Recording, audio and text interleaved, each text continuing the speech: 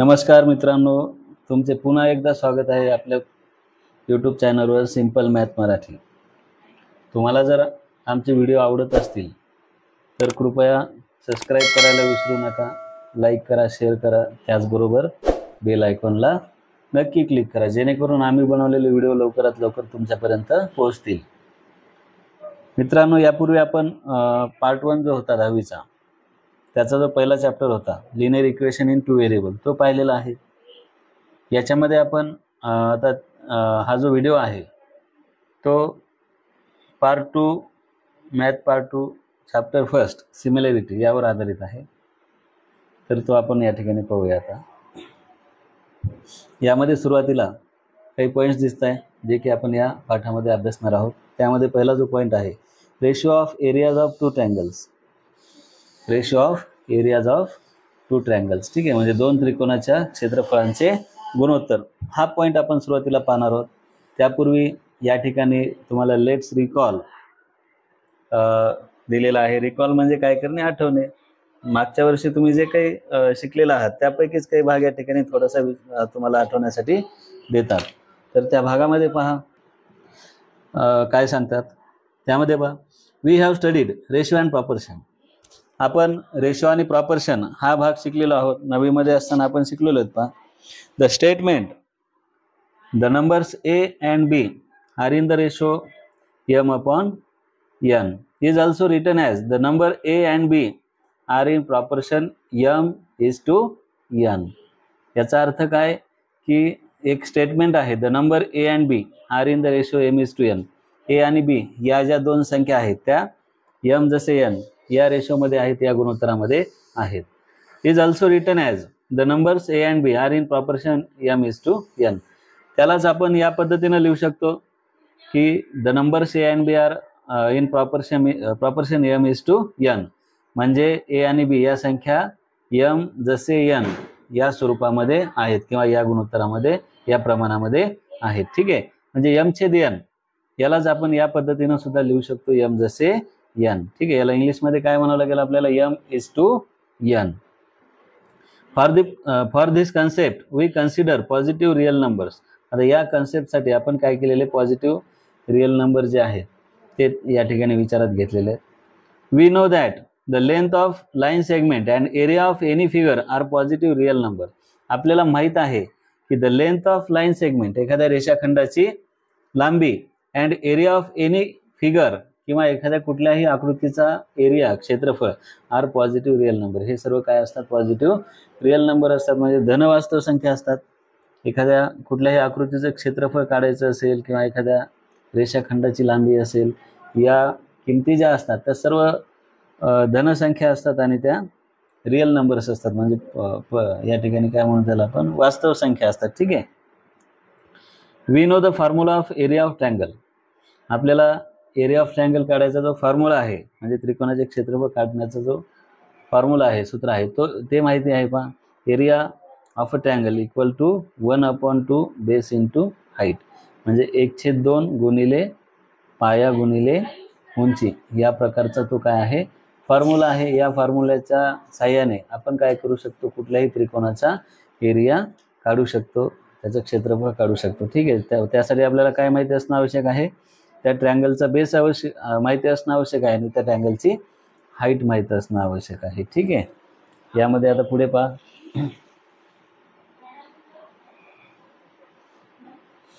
मित्रांनो, ratio of areas of two triangles, ratio of areas of two triangles. मग आता बघा, एक जर ट्रायंगल असेल तर आपण सहजपणे त्याचं जर आपल्याला बेस माहिती असेल, हाईट माहिती असेल, पाया आणि उंची, तर आपण त्याचा एरिया काढू शकतो। परंतु आता या ठिकाणी आपल्याला काय करायचे, ते दोन ट्रायंगल दिलेले असतील आपल्याला प्रत्येक वेळेस। ठीक आहे, तर त्या दोन ट्रायंगलचा रेशो आपल्याला काढायचा, म्हणजे त्याचं प्रमाण आपल्याला काढायचं। ठीक आहे, त्याचं गुणोत्तर आपल्याला काढायचं, प्रमाण नाही। ठीक आहे, area, ratio of areas of two triangles म्हणजे दोन त्रिकोणाच्या या ठिकाणी क्षेत्रफळांचे गुणोत्तर, दोन त्रिकोणाच्या क्षेत्रफळांचे गुणोत्तर। मग ते कसं असतं या ठिकाणी बघा, लक्षात घ्या। एक उदाहरण या ठिकाणी दिले पहा, let's find the ratio of areas of any two triangles. आपल्याला काय करायचं, कुठल्याही दोन या ठिकाणी दोन त्रिकोण घेतले दिसतात, फिगर 1.1 आणि फिगर 1.2. या दोन त्रिकोणाचा एरिया काढायचा आणि त्याचा रेशो किती असेल हे आपल्याला त्या ठिकाणी ठरवायचं. रेशो म्हणजे काय असतो, भागाकार असतो. ठीक आहे.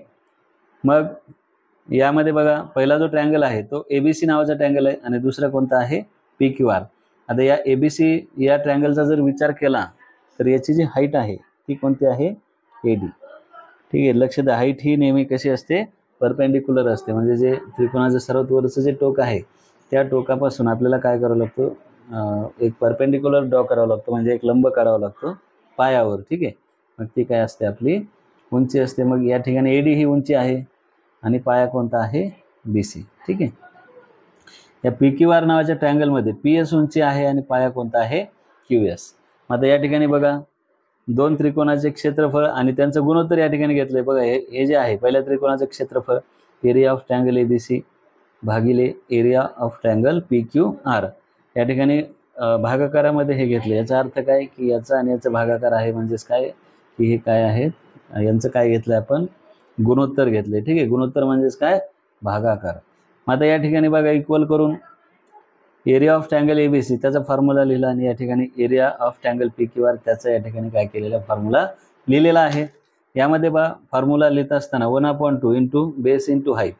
आता बेस कोणता आहे याचा, BC, म्हणून या ठिकाणी BC लिहिलं. हाईट कोणती आहे, AD.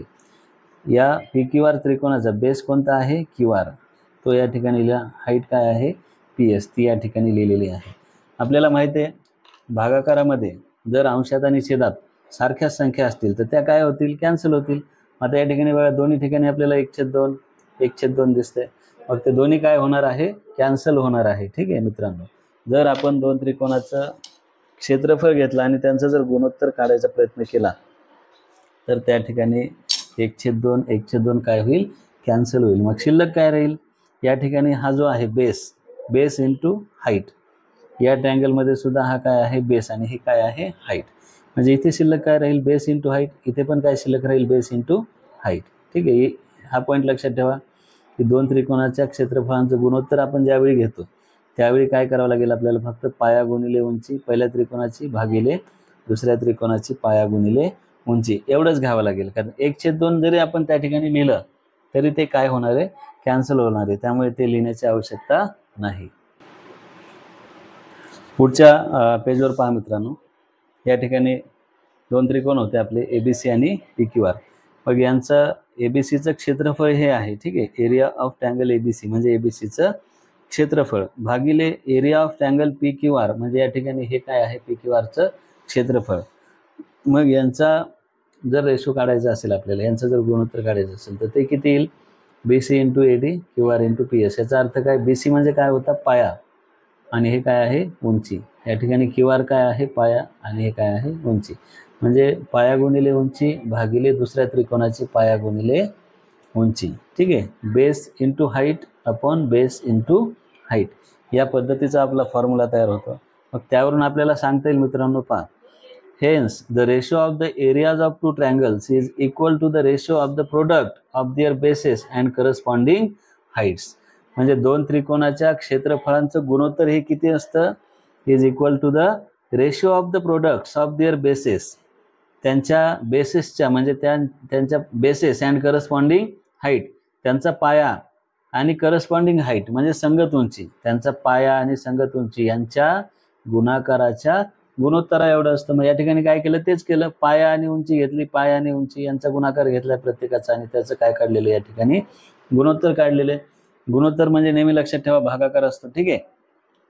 मग जेव्हा आपण दोन त्रिकोणाच्या क्षेत्रफळांचं आपल्याला गुणोत्तर काढावं लागतं त्यावेळी आपल्याला काय करायचं, फक्त पाया गुणिले उंची पाया गुणिले उंची या पद्धतीनं लिहायचं आहे. त्या ठिकाणी किती ठेवायचे आहेत आणि आपल्याला ते जे गुणोत्तर आहे ते मिळेल. ठीक आहे. मग आता यामध्ये अजून एक विचार करा मित्रांनो. जर दोन त्रिकोण दिलेले आपल्याला, ठीक आहे, आणि त्याचा पाया जो आहे, पहिल्या त्रिकोणाचा पाया आणि दुसऱ्या त्रिकोणाचा जो पाया आहे तो समान आहे. तो कसा आहे, समान आहे. मग पायाच्या जागी इथं जी किंमत येईल तीच किंमत काय होईल, या ठिकाणी येईल. आणि आपण पाहिलं की भागाकारामध्ये दोन सारख्या संख्या जर आल्या अंशात आणि छेदात तर ते काय होतात, कॅन्सल होतात.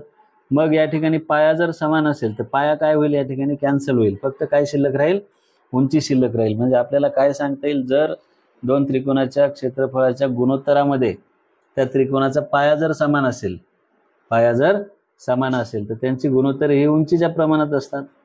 कशाच्या प्रमाणात असतात, उंचीच्या. उंची समान असेल तर कशाच्या प्रमाणात असतात, ते पायांच्या प्रमाणात असतात. ठीक आहे, तो भाग आपण पुढे पाहूया. नंतर पहा या ठिकाणी base of a triangle, base of a triangle is B1 and height is H1. बघा, पहिला जो ट्रायंगल होता त्याच्या बेसला B1 असं म्हटलं आपण आणि त्याच्या हाईटला काय म्हटलेलं आहे, H1. Base of another triangle is B2 and height is H2. दुसरा जो ट्रायंगल होता त्याच्या बेसला आपण पायाला B2 म्हटलेलं आहे आणि त्याच्या हाईटला काय म्हटलेलं आहे, H2. Then the ratio of their areas, तेव्हा त्यांच्या एरियाजचा रेशो जो आहे, त्यांच्या क्षेत्रफळांचं गुणोत्तर जे आहे, या ठिकाणी आपण डायरेक्टली नावं दिली होती. आता या नावांच्या ऐवजी काय करायचं, या ठिकाणी आपल्याला बेसला B लिहायचं आणि Hला काय हाईटला काय लिहायचं आहे, H. पहिला त्रिकोण आहे त्यामुळे 1 1 लिहिणार, दुसऱ्या त्रिकोणाला 2 2 लिहिणार, बरोबर आहे. B1 इंटू H1 म्हणजे बेस इंटू हाईट. याच्यामध्ये पण काय B2 इंटू H2 म्हणजे दुसऱ्या त्रिकोणाचा बेस इंटू त्याची करस्पॉन्डिंग हाईट. या गोष्टी लक्षात ठेवा. आपल्याला प्रश्नामध्ये दोन त्रिकोण देतात पहा, त्यांच्या किमती देतात, पाया आणि उंची यांच्या आणि त्यांच्या क्षेत्रफळांचं गुणोत्तर काढा असं सांगतात आपल्याला. ठीक आहे, अशा वेळी काय करायचं आपल्याला, त्यांच्या क्षेत्रफळांचं गुणोत्तर हे किती असतं, त्यांचा संगत पाया व संगत उंची यांच्या गुणाकाराच्या गुणोत्तरा एवढं असतं. ठीक आहे, बघा आपल्याला सुरुवातीला अंशस्थानी काय लिहायचं, पाया गुणिले उंची पहिल्या त्रिकोणाची भागिले छेदस्थानी दुसऱ्या त्रिकोणाची पाया गुणिले उंची, आणि या पद्धतीने आपल्याला उत्तर काढायचं. त्या ठिकाणी पुढे पहा, suppose some condition are imposed on this two triangles. आता या दोन ट्रायंगलमध्ये काही कंडिशन पण आपल्याला दिसतात, काही अटी आपल्याला दिसतात. त्यामध्ये बघा कंडिशन फर्स्ट काय आहे, if the height of both triangle are equal, जर त्या दोन्ही ट्रायंगलची हाईट जर इक्वल असेल, काय इक्वल असेल, हाईट. आता या ठिकाणी पहा, या समजा येथे दोन ट्रायंगल होते, याची हाईट आणि याची हाईट कशी आहे, इक्वल. समजा हाईट 10 आहे, इथं 10 येईल, या ठिकाणी पण काय येईल, 10. अंशात आणि छेदात सारखी संख्या आली म्हणून ती काय होईल, कॅन्सल होईल. ठीक आहे, मग हाईट जर इक्वल असेल तर आपल्याला हाईट लिहिण्याची आवश्यकता आहे का रे, नाही, कारण की ती अशी काय होणार आहे, कॅन्सलच होणार आहे. मग जर हाईट इक्वल असेल तर आपण काय लिहिणार, फक्त बेस. ठीक आहे, बेस बेस अपॉन बेस. ठीक आहे, B1 अपॉन B2 एवढंच आपण लिहिणार.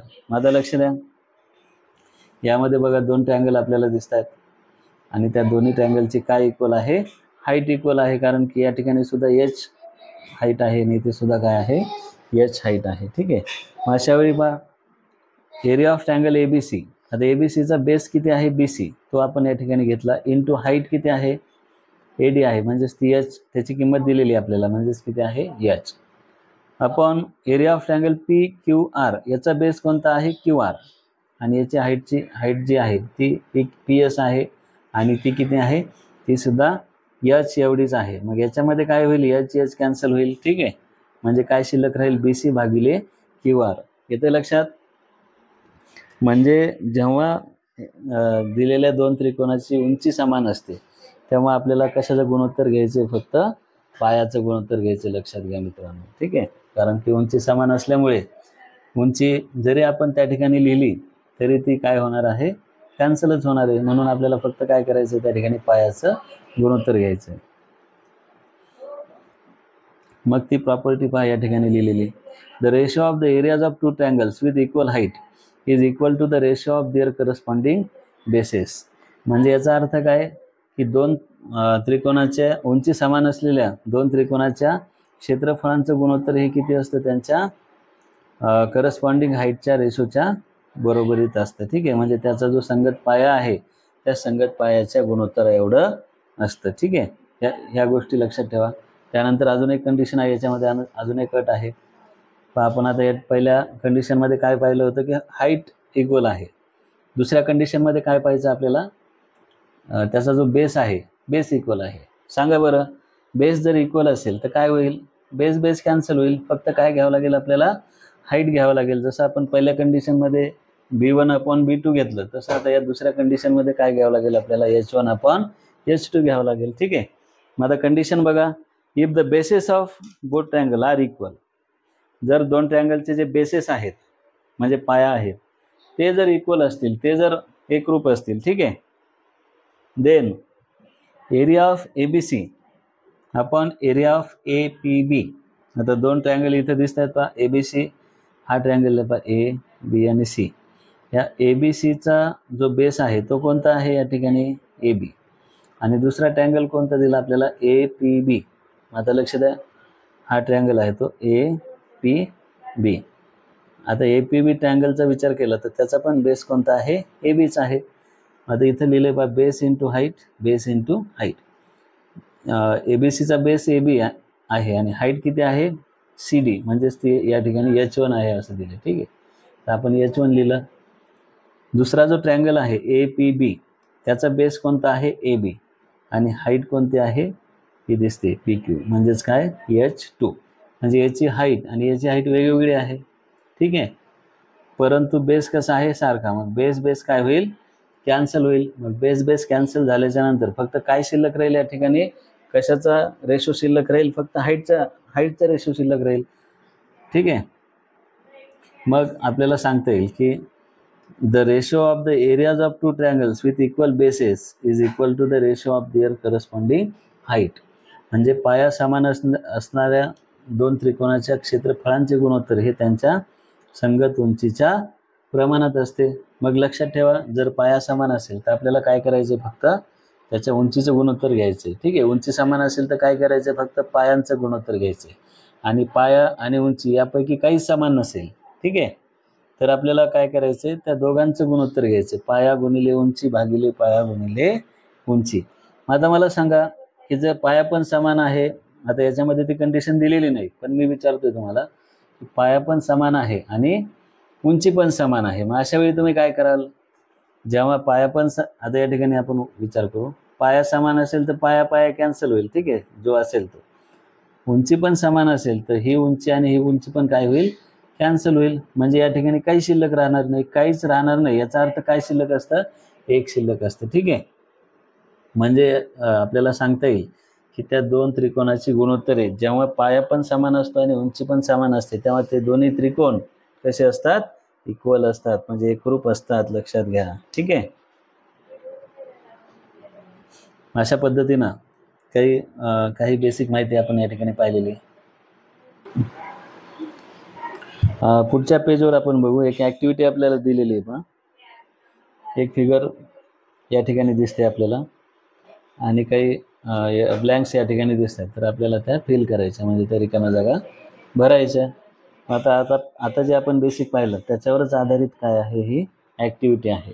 यामध्ये पहा, दोन त्रिकोण घेतलेले ABC आणि APQ, त्यांचा एरिया घेतला, म्हणजे या दोन त्रिकोणाचे क्षेत्रफळ घेतले आणि ते त्या गुणोत्तराच्या स्वरूपामध्ये लिहिलेले. मग ABC हा त्रिकोण पहा कुठला आहे, A, B आणि C. A, B आणि C. या ABCचा पाया कोणता आहे, BC. ठीक आहे, आणि उंची काय आहे, AR. लक्षात ठेवा. आता दुसरा जो त्रिकोण आहे APQ, हा आहे APQ. या APQचा पाया जो आहे तो काय आहे, PQ, आणि उंची काय आहे, AR. पहा, पहिल्या त्रिकोणाची उंची पण AR होती आणि दुसऱ्या त्रिकोणाची याची पण उंची काय आहे, AR. म्हणजे या ठिकाणी काय समान आहे, उंची समान आहे. म्हणजे आपल्याला कशाचं गुणोत्तर घ्यायचं आहे, फक्त पायाचं गुणोत्तर घ्यायचं आहे. ठीक आहे, आता लक्ष द्या, या ठिकाणी लिहू आपण, ABCचा पाया कोणता आहे, BC, आणि उंची काय आहे, AR. ठीक आहे, इथे पण या APQचा पाया कोणता आहे, PQ, आणि उंची काय आहे, AR. आता AR काय होईल, कॅन्सल होईल, कारण की उंची समान आहे. म्हणजे या ठिकाणी काय शिल्लक राहील, BC भागिले PQ. ठीक आहे, म्हणजे फक्त त्या दोन त्रिकोणाच्या क्षेत्रफळांचं गुणोत्तर जे आहे ते कसं असेल, त्यांच्या संगत पायाच्या गुणोत्तरामध्ये असेल. ठीक आहे, त्यानंतर बघा दुसरी ॲक्टिव्हिटी दिलेली आहे, यामध्ये इथे दिसते आपल्याला दोन त्रिकोण दिसतात आपल्याला. Area of triangle LMN upon area of triangle DMN. आता ते दोन ट्रायंगल पाहून घेऊ आपण. LMN हा मोठा ट्रायंगल आहे याच्यामध्ये बेस जो आहे तो कोणता आहे MN आणि हाईट काय आहे LP. ठीक आहे, मग आता वाटलं तर तो लिहून घेऊ आपण या ठिकाणी. बेस कोणता आहे MN, base into height, height काय आहे LP. आता या DMN या ट्रायंगलमध्ये, DMN या ट्रायंगलमध्ये बेस कोणता आहे MN आणि हाईट कोणती आहे DQ. बघा काय सारखा या ठिकाणी बेस सारखा आहे. हा बेस काय होईल, कॅन्सल होईल. आपला आन्सर काय असेल LP/DQ. आणि LP आणि DQ ह्या काय आहेत, त्या दोन त्रिकोणांच्या हाईट्स आहेत, बरोबर आहे, उंची आहेत. म्हणजे जेव्हा पाया समान असतो तेव्हा ते गुणोत्तर कशाच्या प्रमाणात असतं, उंचीच्या प्रमाणामध्ये असतं. ठीक आहे, यामध्ये पहा मित्रांनो, तिसरी जी ॲक्टिव्हिटी आहे थोडीशी वेगळी आहे, लक्ष द्या. M is the mid point of segment AB and segment CM is a median of triangle ABC.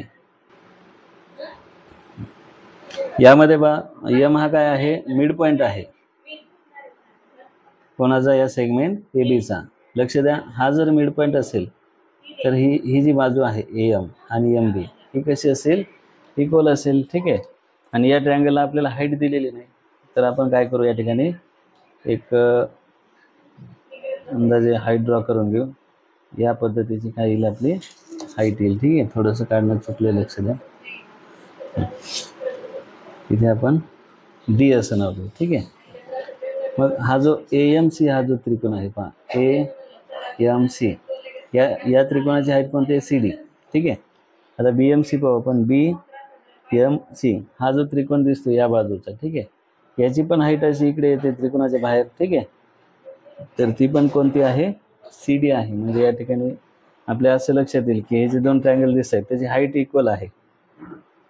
Height जर सेम असेल तर आपण काय करतो, कशाचा रेशो घेतो, त्याच्या बेसचा रेशो घेतो. आता AMCचा बेस कोणता आहे पहा, AMC याचा बेस कोणता आहे AM. तर या ठिकाणी काय लिहावं लागेल आपल्याला, AM. आणि BMC याचा जो बेस आहे तो काय आहे, BM. तर BM हा काय आहे, या ट्रायंगलचा बेस आहे. BM लिहू शकता किंवा MB लिहू शकता. आता त्यानंतर बघा आपल्याला काय सांगितलं की CM ही काय आहे, मीडियन आहे. मीडियन म्हणजे मध्यगा. मध्यगेमुळे काय होतं, हा जो पाया आहे किंवा ज्या बाजूवरती मध्यगा काढलेली असते त्रिकोणामध्ये त्या बाजूचे दोन समान भाग तयार होतात. ठीक आहे, म्हणजे आपल्याला असं दिसेल की हा जो AM जो भाग आहे तेवढ्याच मापाचा कोणता असेल, हा BM असेल. ठीक आहे, म्हणजे हा भाग आणि हा भाग कसा आहे, समान आहे. मग यांची किंमत जर समान असेल तर हे दोन्ही पण काय होतील, कॅन्सल होतील. ठीक आहे, म्हणजे AM जो आहे त्याला आपण AMच लिहू शकतो. लक्षात घ्या, मी दोन्ही ठिकाणी AM का लिहिलंय, कारण की BMची किंमत पण कोणा एवढी आहे, AM एवढीच आहे. मग हे दोन्ही पण काय होतील, कॅन्सल होतील. दोन्ही कॅन्सल झाल्याच्या नंतर इथं काहीच नाही, म्हणजे काय शिल्लक राहील, एक शिल्लक राहील. आलं का लक्षात. मग याच्यावरून आपल्याला असं सांगता येईल की मग अशी मी एक कंडिशन तुम्हाला सांगितली होती का, की जर हाईट पण सेम असेल आणि बेस पण सेम असेल तर त्यांचे जे त्रिकोणाचे जे क्षेत्रफळ असतात, त्या दोन त्रिकोणांचे क्षेत्रफळ, तर ते कसे असतात, एकरूप असतात. आता इथे विचारलं आपल्याला स्टेट द रिझन, तर आपल्याला रिझन काय लिहावं लागेल, म्हणजे हे जे आपण सोडवलं याचं रिझन काय आहे. मग आपल्याला पहा, those triangles are with equal basis and heights. Those triangle are with equal basis and heights. म्हणजे दोन्ही ट्रायंगल जे आहेत ते कसे आहेत, समान पाया व समान उंची असणारे आहेत. म्हणूनच काय झालं, या ठिकाणी दोन्ही त्रिकोणाच्या क्षेत्रफळांचे जे गुणोत्तर आपण काढायचं होतं तर ते दोन्ही त्रिकोणाच्या क्षेत्रफळांचं गुणोत्तर हे एकरूप आलेले, एक आलेले. म्हणजे दोन्ही त्रिकोणाची क्षेत्रफळे कशी आहेत, एकरूप आहेत, असं आपल्याला सांगता येईल. यानंतर पहा, रिमेंबर धिस, म्हणजे लक्षात ठेवा. यामध्ये काही इम्पॉर्टंट पॉईंट आपल्याला देत असतात. बघा, ratio of areas of two triangle is equal to the ratio of the product of their bases and corresponding heights. म्हणजे दोन त्रिकोणांच्या क्षेत्रफळांचे गुणोत्तर हे त्यांच्या संगत उंची व संगत पाया यांच्या गुणाकाराच्या गुणोत्तरा एवढे असते. म्हणजे आपल्याला जर दोन त्रिकोण दिले आणि त्यांच्या क्षेत्रफळांचं गुणोत्तर काढा असं सांगितलं तर आपण काय करणार की त्या दोन त्रिकोणांची नावं अगोदर लिहून घेणार. समजा ते दोन त्रिकोण असतील एबीसी आणि PQR, तर आपण काय लिहिणार, area of triangle ABC upon भागिले एरिया ऑफ ट्रँगल PQR आणि इक्वल करून काय लिहिणार, त्या दोन्ही त्रिकोणाचा पाया गुणिले उंची भागिले पाया गुणिले उंची. ठीक आहे, यावरून आपल्याला काय काढता येईल, त्या दोन त्रिकोणाच्या क्षेत्रफळांचं गुणोत्तर काढता येईल. पुढे पहा, areas of their triangle with equal height are proportional to their corresponding bases. जर त्या दोन ट्रँगलच्या हाईट इक्वल असतील तर तो जो रेशो असतो, ते जे गुणोत्तर असतं, तर ते कोणाच्या प्रपोर्शनल असतं, म्हणजे कोणाच्या प्रमाणात असतं, ते करस्पॉन्डिंग बेसेस यांच्या प्रमाणात असतं. म्हणजे त्याचे जे संगत पाया आहे तर त्या संगत पायाच्या प्रमाणात त्या दोन त्रिकोणांचं काय होतं, गुणोत्तर येतं. ठीक आहे, याचा अर्थ काय की जर हाईट इक्वल असेल तर आपल्याला कशाचं गुणोत्तर घ्यायचं, फक्त पायाचं गुणोत्तर घ्यायचं. ठीक आहे, आणि शेवटचा point, areas of triangles with equal bases are proportional to their corresponding height.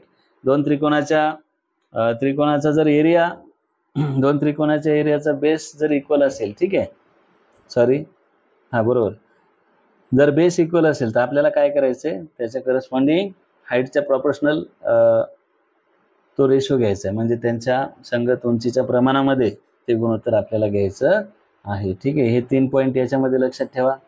यानंतर आपण काय करू, प्रॅक्टिस सेट 1.1 घेऊ.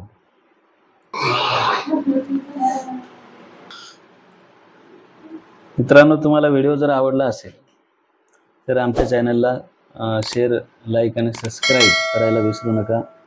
आणि शेअर, लाईक, सबस्क्राईब केल्याच्या नंतर बेल आयकॉनला नक्की क्लिक करा, कारण की ज्या ज्या वेळी आम्ही व्हिडिओ या ठिकाणी टाकू त्यावेळी तुम्हाला त्याचं नोटिफिकेशन येऊन जाईल. धन्यवाद मित्रांनो.